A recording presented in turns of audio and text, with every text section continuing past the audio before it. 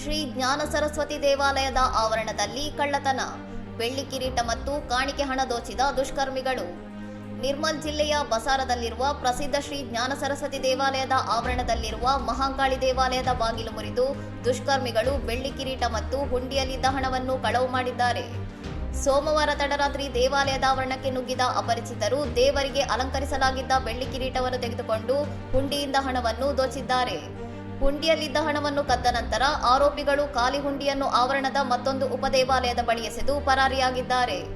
ಮಂಗಳವಾರ ಬೆಳಿಗ್ಗೆ ಅರ್ಚಕರು ಪೂಜೆಗೆ ಬಂದಾಗ ಕಳ್ಳತನ ನಡೆದಿರುವುದು ಬೆಳಕಿಗೆ ಬಂದಿದ್ದು, ತಕ್ಷಣವೇ ದೇವಾಲಯದ ಅಧಿಕಾರಿಗಳು ಪೊಲೀಸರಿಗೆ ದೂರು ನೀಡಿದ್ದಾರೆ.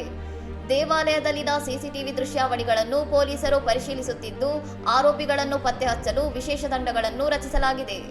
ಪವಿತ್ರ ಕ್ಷೇತ್ರಗಳಲ್ಲಿ ಇಂಥ ಕೃತ್ಯಗಳು ನಡೆದಿರುವುದು ಭಕ್ತರಲ್ಲಿ ಆತಂಕ ಉಂಟು ಮಾಡಿದ್ದು, ದೇವಾಲಯದ ಭದ್ರತೆಯನ್ನು ಹೆಚ್ಚಿಸುವಂತೆ ಭಕ್ತರು ಒತ್ತಾಯಿಸಿದ್ದಾರೆ. ಇನ್ನಷ್ಟು ಸುದ್ದಿಗಳಿಗಾಗಿ ನೋಡ್ತಾ ಇರಿ ಸೌರಂ ಟಿವಿ.